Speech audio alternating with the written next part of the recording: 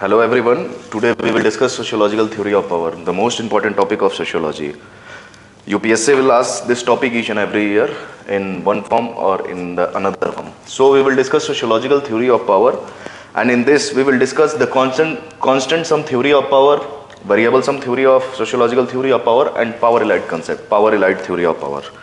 So first of all we are going to discuss the constant sum theory of power. Okay? Now in this we will discuss two thinkers. Constant sum theory of power. The first is Marx and the second is Ralph Dahrendorf. Variable sum theory of power, in this we will discuss one thinker, Parson. And power elite concept, power elite theory, in this we will discuss Machiavelli and second thinker C.W. Mills. So sociological theory of power, there are three theories: constant sum theory of power, variable sum theory of power, and power elite concept, power elite theory. So first of all we are going to discuss the constant sum theory of power. In this we will discuss Marx. According to Marx, power remain constant. The power remain constant in only one group of people in the society. The power always remains in a particular group. He said that the source of power belongs to those people who control the economic resources. So according to Marx, all society, whether it is ancient society, feudal society, or capitalist society, in ancient society, master and slaves; feudal society, lords, serfs; and in capitalist society we have capitalist and petit bourgeois. So according to Marx, power remain constant and power remain only in one group of people, in the hand of only one group of people, and those who control the economic resources will control the power. They will also control the other institutions like religion, law, and all the other things. So according to Marx, power remain constant at the cost of the other people. So the society divided into two groups, haves and the have-nots. Haves and have-nots. They are always in minority and they will govern the society, and they are in majority but they are acting as the slave or a labor. So according to Marx, there are three types of society: ancient, feudal, and capitalist. So the society is divided into two groups and power remains constant. Power change nahi hota hai. And what is, according to Ralph Dahrendorf, he said those people who control the authority, the powers remain in their own hand. So according to him, it is the authority that result into the conflict in the society. So what do you mean by constant sum theory? Constant sum theory said that power is a phenomena which remains constant in a particular group of people in a society. This is all about constant sum theory of power. Now we move on to the variable sum theory of power. So just opposite to constant sum theory of power is variable sum theory of power. According to variable sum theory of power, power is not a constant phenomena because the source of power is value.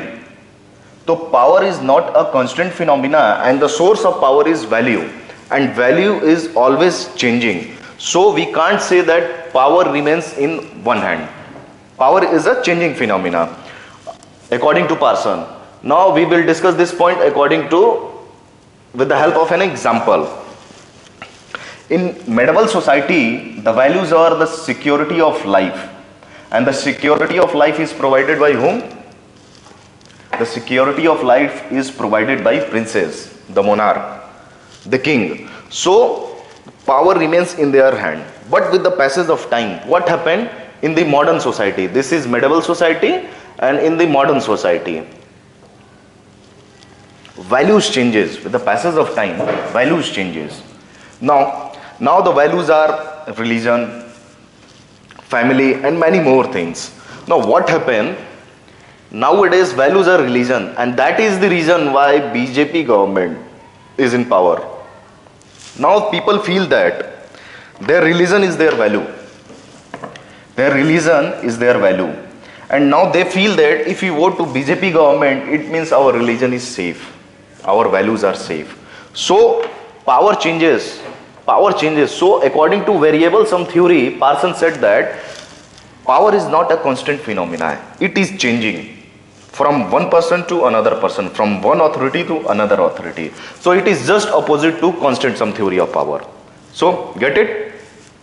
So nowadays there is emergence of multi-dimensional concept, multi-dimensional power phenomena. So this is clear. Constant sum theory of power, we will discuss Marx and Ralph Dahrendorf, and now we will discuss variable sum theory of power, in which we will discuss Parsons. What Parsons says with example. Now the third concept is very important in sociological theory of power. The third concept is very important, power elite theory. Elite theory of power. The elite theory of power is given by Machiavelli. He was a very good scholar, or he said, he first defined power elite theory. What do you mean by elites? So in introduction we will define it.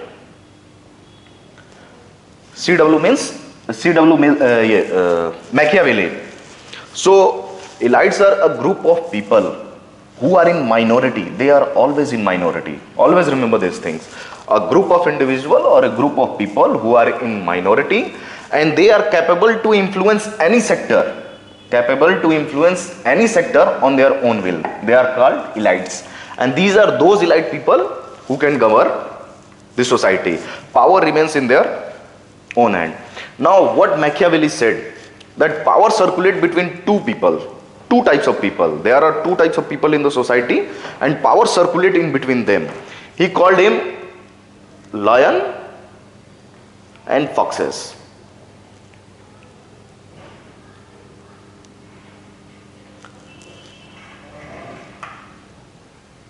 Lion and foxes. Now according to him, power in a society, in any society, power always circulate between lion and foxes. Now according to him, lions are courageous in nature. They have leadership quality, they are brave, they are courageous in nature. But there is one demerit of lion. Those people who show the characteristics of lion, they have one demerit. They are very lazy in nature. They have leadership quality, they are energetic, they are energetic, they have leadership quality, and they are highly energetic in nature. But they are also lazy. So what happened? They control the power in any society, but with the passage of time they become lazy and lose their energy. When they become lazy and lose their energy, foxes got the opportunity to grab the power. So in any society, power always circulate between lion and foxes, and common man never get an opportunity to come into the power, according to him. So this is called power elite theory of Machiavelli, the concept of lion and foxes. So it is clear to all of you. Constant sum theory of power, variable sum theory of power, and power elite theory. In this we will also discuss C.W. Mill's theory of power. He said that there are three types of elite peoples, power elite, three types of power elite. C.W. Mills, this is all about Machiavelli. First is military elite, second is economic elite, and third is political elite. He is an American scholar, and he observed that American society is governed by these three power elite people. And he gave the example of Nagasaki and Hiroshima, the concept of bombarding, nuclear bomb. He gave the concept that the decision that we have to attack on Nagasaki and Hiroshima is taken by political elite. The decision is taken by political elite. The bomb is made by economic elite, and the execution is taken by military elite. So these three elite govern the entire American society. So power always circulate between them. So do you think it is possible for American society that only these three power elite can govern American society? That is not possible at all. We can give here criticism, Machiavelli criticism, that in American society even a common man can achieve the highest post, like Abraham Lincoln, the assistant president of USA, like Bobby Jindal. So they are common people and they attain the highest in their life in the American society. So we can't say that. This should be the criticism of power elite theory.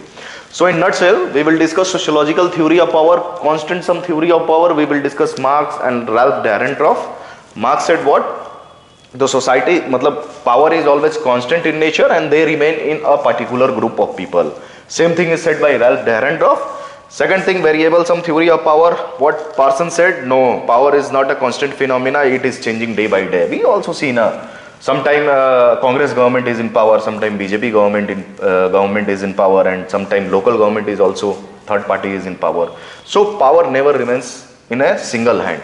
Source of power is value and their source of power is economic control. Now power elite theory is a very different concept. In this we will discuss Machiavelli, the concept of lion and foxes, and the third thing, the second is C.W. Mills. He talk about three power elite: military elite, economic elite, and political elite.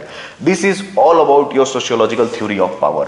This is the base. You have to make this flowchart and just see it and fit all these things into your brain, because this is the base. On the basis of this, you are able to write any question.